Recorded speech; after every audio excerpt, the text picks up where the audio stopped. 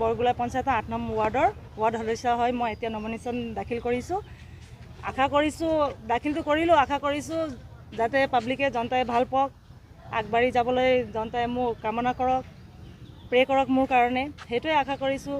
আৰু জিকিলে জনতাৰ কাৰণে কি কৰিব লাগে কি কৰিব নালাগে সেইটো ভাবি থৈছোঁ বাৰু, সেইটো পাছৰ কথা। কিন্তু এতিয়া মোক যাতে মই এতিয়া দাখিলটো মনোনয়ন পত্ৰ দাখিল কৰিছোঁ অলৰেডি, মোক ইমানেই মানে আশীৰ্বাদ দিব আৰু সেইটোৱে বিচাৰিছোঁ। আমি নিৰ্দলীয়ৰ পৰা হয় নিৰ্দলীয়ৰ পৰা আমাৰ প্ৰতিটো ৱাৰ্ডৰ পৰা এটা সদস্য আমি হেৰি কৰিছোঁ। হয়, জিকাৰ পিছত আপোনাৰ প্ৰথম কাম কি হ'ব? জিকাৰ পাছত মোৰ প্ৰথম কামটো হ'ব, মই এতিয়া ক'বতো বিচৰা নাই, হ'লেও আপুনি কুৱেশ্যন কৰিছে মই ক'ব খুজিছোঁ বা ক'ম। মোৰ জিকাৰ পাছত প্ৰথম মোৰ কামটো হ'ব, মই ৰাইজৰ হৈ কাম কৰিম। ৰাইজৰ কিটো প্ৰথম কাম মই সেইটো বাৰু মই নোট কৰি থৈছোঁ। ৰাইজৰ কিটো হেৰি হৈ আছে মই সেইটোৱে বিচাৰিছোঁ।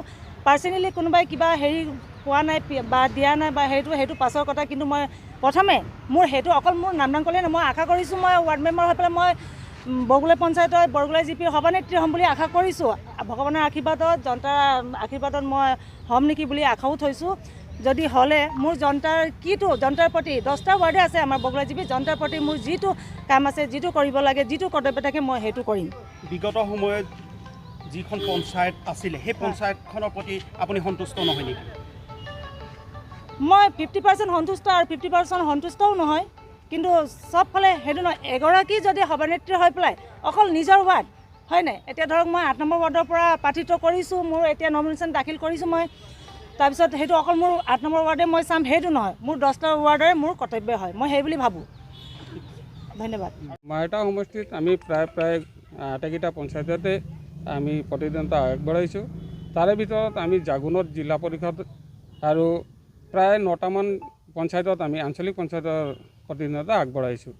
তাৰে ভিতৰত কেইটামান আমি আকৌ আমাৰ মিত্ৰ দলৰ লগত মিলি কেইটামান পঞ্চায়ত আমি ভাগ বতৰা সেনেকৈ কৰিছোঁ। কিন্তু আমি প্ৰতিটো পঞ্চায়ততে এটা প্ৰতিদ্বন্দ্বিতা দিয়াত আমাৰ যি হেৰি আছে আমি আগবঢ়াইছোঁ। হয়, ৰাইজৰ দল কিমান আশাবাদী এইবাৰ পঞ্চায়ত নিৰ্বাচনক লৈ?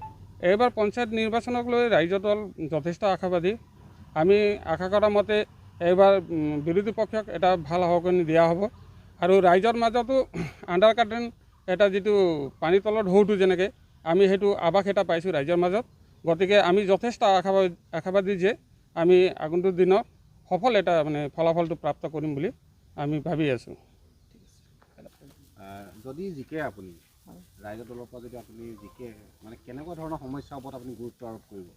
চাওক, যোনটো আমাৰ অপজিশ্যন পাৰ্টি আছে সিহঁতৰ কামটো অলপ দেখি কিনি আমি যোনটো আমি ছেটিছফাই নাই হোৱা। চ' মই আজি ওলাই আহিছোঁ ন, তো মই আগত বাই চান্স মই জিকিলোঁ তেতিয়া মই আগত গৈ কিনি যোন কামবোৰ নাই হোৱা ৰাস্তা পদূলি যোন কামবোৰ নাই হোৱা, পানীৰ কাৰণে যোন কামবোৰ নাই হোৱা সেই কামবোৰ গাঁৱে গাঁৱে গৈ কিনি মই সেইবোৰ কামবোৰ কৰিবলৈ আগত আগবঢ়াম। হয়, আপোনাৰ নামটো বাইদেউ? পূজা কোঁৱৰ। কি পদত আপুনি প্ৰাৰ্থিত্ব আগবঢ়াইছে? ZPC।